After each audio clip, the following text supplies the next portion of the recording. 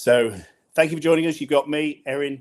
I'm a business mentor in the joinery and the kitchen industry, and also run a few businesses, part of the joinery network. You've probably seen me around. So today I'm going to talk about how you to systemize your business, but also why. And for me, there's 5 areas that you need to systemize in your business. So it's the finance and the numbers. It's the office and the processes that go on within that office. It's the workshop, if you do any production and any manufacturing. It's the marketing, and it's the sales. So let's just look at those individually. So your finance. So for most small businesses, they have a local accountant. They see them once a year. They do the books at the end of the year, but they really don't know what's going on month to month. They don't know their numbers. They don't know whether they're making money. And they get to the end of the year. Why haven't we made as much money as we thought we did? Well, we don't really know because it's past. You need a system to be on top of your numbers. And that doesn't matter whether you're outsourcing that or whether you've got a bookkeeper in-house, but you've got to make sure it's set up right from the first place. So it might be that you need an expert in to start with to train your bookkeeper or to show you how to, whether you're using Xero or Sage or QuickBooks, you need a system. You have to have a system that does it. But then you need to know how to track the revenue correctly, how to invoice correctly so that you can get the data that you need. And you've got to be at a point partway through the next month that you know exactly what happened the previous month. You know where you are, you can then make those adjustments. Because then you can change the path, make those adjustments, and make sure that you're on track. And then as you systemize the business, you just write that down. This is how each of the processes work within our finances. These are the numbers that we track, and this is how it works. You can then pass that across. But you need to understand it first before you systemize it, before you hand it across. Otherwise, you see far too many businesses. They hand over the finance function to someone else. They outsource it. They employ a bookkeeper. They don't set it up properly, and they run out of cash because they're not on top. They don't know their numbers. Understand it first. And if you don't understand it, get an expert to show you how to do it. Understand it, then systemize it and give it to somebody else. So in the office, there's loads of different processes that happen in the office. And as your business grows, that will become more and more, and there'll be more people. But everything that you do, you need to turn into a process, a manual. Right. How do you generate a quote? This is how you do it. This is where you put the information. This is the system we use. Use systems, use software, but invest and set them up correctly. Don't pay for a software and not really set it up properly, because otherwise everybody will continuously be coming back to you because you're the only one that can use that system.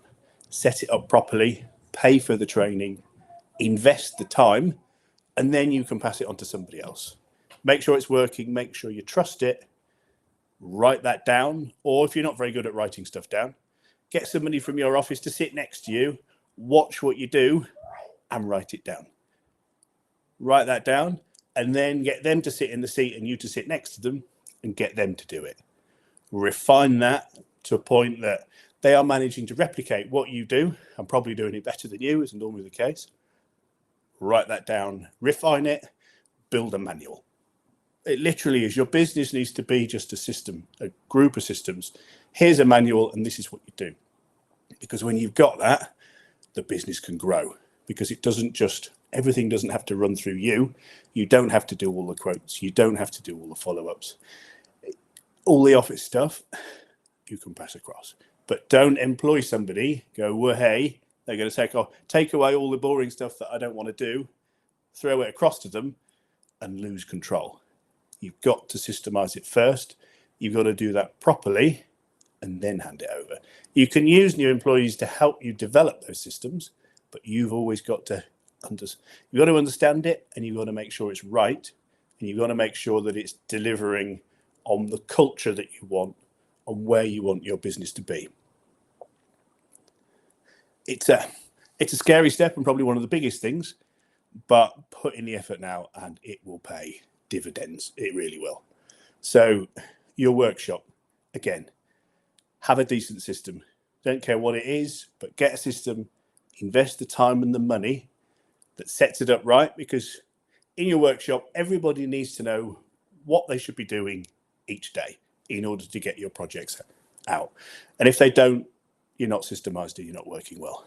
So have a system, have a schedule. Everybody knows all of the projects that we're doing, when they need to be going out, within each area and with each department, depending on the size of your workshop, who needs to do what, when on that project. And it might be getting sign off from the client. It might be ordering the materials. It might be machining and finishing, but everybody needs to know when that needs to happen and what's been costed, what's been timed. So you deliver on time every time because everybody knows what they need to do. But again, develop a system and develop the roles within your workshop are critical. You need a workshop manager and they need clearly defined responsibilities. How are you going to measure them? Because as you're passing across the responsibility of running your workshop to somebody else, don't lose control. Have a way of measuring that so that every week, you know, was it a good week? Was it a bad week? If it was a bad week, you go in and fix it. If there's something wrong and you're behind, you can go in and fix it. But only then do you need to get involved. If you systemize your workshop properly, it will run without you. And if you didn't want to, you could never go in there again if you didn't want to. Because if you're putting in the work, knowing that that's going to generate the money that you need, and you've got a team that you trust, and that's the key. Trust, trust, trust. Trust your people. Trust your people to deliver. And the more you trust them, the more the culture will change and the more they'll take ownership. So many business owners that I go and see say that nobody else takes responsibility like they do. Nobody cares like they do. Well, trust people. And when you trust people, they will respond to that trust. Or if they don't, you get rid of them and move them on. But the vast majority of people will respond to that trust. So the next pillar section is marketing. Critical. Far too many businesses just rely on referrals, rely on relationships, rely on the phone ringing. Sit and wait for the phone to ring, and that's where all your work comes in. No, marketing's got to be a system. It's got to be, I spend money here, I do this and I do that, and this is what it costs me and this is what it delivers out the other side. But a marketing system has to be organic and live. It's got to change. The thing about following a system within the office can pretty much stay the same until maybe new technology comes along. But within that, you follow that same process. With marketing, it's a changing world.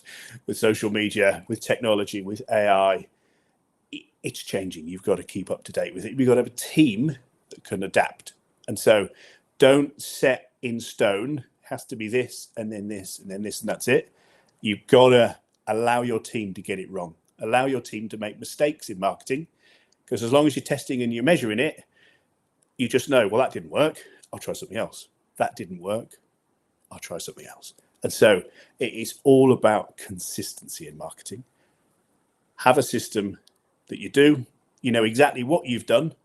Measure it. If you decide to pick up the phone and ring 10 people from LinkedIn a week and it doesn't work, either you've not rung enough people, it's not a big enough set, or what you're offering them doesn't deliver enough value. So do twice as many the next week. That will either start to deliver something, or if it doesn't, you've got your offer wrong. And therefore change what you're offering until you find what works. And then you put your money and your effort and your resources into that. But keep measuring, because there will come a point in marketing where something stops working so well. And what you can't do is lose control. Otherwise, you'll just burn all your money. What you've got to do is keep measuring and have a system for measuring. Measure, measure, measure. And then when it starts to dip, you've got a team that go, right, well, that's not working so well. We're going to try something else. We're going to try something different. And you can see. But your business has to get to a point where it's running without you. Otherwise, it's not worth anything. It's a job, isn't it? So sales is the final piece of the puzzle. You got to get your leads in through the marketing, but you've got to be able to convert. And often you will do things that you don't even know you do. You've been doing it for so long, you live, you breathe it. You do things subconsciously. Again, get somebody to shadow you and to follow through the steps. What do you say? What words do you use? How do you talk to your client? How do you present it? What words do you use to present it? Write that down so that you can replicate it. So whatever works, whatever is converting, then teach that and put that into a document. And if you've got a bigger sales team, work out who's doing the most sales and figure out what they're doing and get them to teach it to everybody else. And that will raise everybody to their level. There's no reason why it can't, because sales is just, it's a system. It's following. Yes, it's relationships. And yes, some people are better at it, but people can learn, follow that system. Because what you need is consistency. You can't just finger in the air, hope we're going to convert an amount. If you follow a system and it brings in the leads and then you convert it, it's scalable and repeatable, because only then can you grow your business. Otherwise you can't. So what's it costing you for not doing this? Well, if you're not systemizing your business properly, the likelihood is you're probably making 10% net profit, maybe a bit less. In the woodworking industry, I am convinced you can make 20% net profit with a systemized business. So if you're turning over £1 million, you're burning 100 grand. If all you're doing is 10% net profit, you should be doing 20. If you're not doing 20, your business isn't systemized. Now, on top of that, it makes it even worse, is your business isn't worth anything like what it could be. If your business is systemized, runs without you, then the multiple that you can sell your business, so essentially your profit, your EBITDA, when you sell a business, you get a certain multiple times that. If your business isn't systemized, what, you might get a 2 times multiple if you're lucky, and they'll tie you in for 2 years because everything goes through you. So let's say you're doing £1 million, you're doing your 10%, you're making 100 grand, twice that is 200 grand. Let's say you systemize your business, it's running without you, you're making 20%, you can get 5 times multiple. We're suddenly talking about £1 million. So essentially, you're burning 800,000 quid by not systemizing your business. And if your business is systemized, day one, see you later, walk off and retire, or walk off and do your next thing. So you're wasting 2 years of your life if you're not systemizing your business. It is crazy. And it's not rocket science. Each of the different steps is really small. It's really easy. You've just got to consistently follow them through, make those changes, do the hard work now, do the bits that you need to do, and it makes a difference. So, yeah, I'm passionate about changing people's lives in this industry, passionate about making a difference, and it doesn't have to be the way it is. The hours you work. If your business isn't systemized, you're probably doing 60 hours a week, you're probably working at weekends, you probably barely go on holiday. If you do, you don't switch off. If your business is systemized, you can work 4 days a week and go on as many holidays as you want, because actually your business should be getting better when you're not there. If there's systems and you're trusting your people, your business will get better when you're not there. One of my businesses, the Woodworks of London kitchen company, I spend 3 hours a month on that with a directors meeting. I've got an amazing team there who are just refining that business, building systems and generating profit and growing that business. It turns over just over £6 million. It's incredible, but I trust them.